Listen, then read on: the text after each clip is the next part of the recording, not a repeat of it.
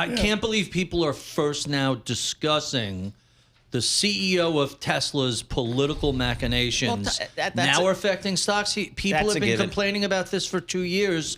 But to see a bull, like a perma-bull on this name to come out and call it out, that's notable. He made, the problem is he's a perma-bull, and that's why he's 46% late. Hey, thanks for the heads up. It's been cut in half. Really appreciate the timely insight. Join us right now. Disappointed the Knicks didn't score 150 points last night. Barry Ritholtz, in celebration of how not to invest. I'm not going to go into the math, but this is a really important book because it's a massive type 2 construct. Page 309, Why Politics and Investing Don't Mix. You quote the American philosopher Kaylee Cox. You say, it is not the party in the White House that drives returns. It's market compounding over time. What do you do when politics takes over the markets? Well, you know, we've seen this movie before. We saw it in 2016. And I don't care if you love Trump or hate Trump. The market went straight up during his administration. You could say the same thing about Barack Obama. That's about polar opposites as you're going to get, at least in terms of character and policy. Market continued powering higher during his administration.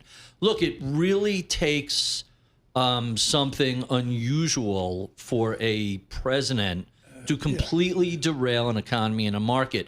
Not that we're not sort of flirting around the edges with this right now. This is very much an unforced error. And the market is saying, hey, we voted for tax cuts and deregulation. We didn't vote for chaos and mayhem. Some people would argue they weren't paying attention, but that's the takeaway. Down negative 212, Paul.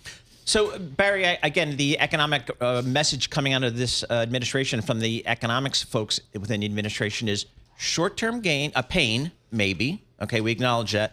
For some longer-term pro-growth gain. Is that something that makes sense to you? And I think by longer term, they mean the back half of 2025, not out years. Not exactly long term, but I don't know. You know, I stopped listening to quarterly conference calls because I believe the nonsense I hear from CEOs. So I decided I have to pull myself out of that morass. They came into office on a certain set of policy promises, and the market was incredibly enthusiastic on it. And I can't hear what they're saying because what they're doing is speaking so loudly. We are now back at levels that predated Election Day. Right.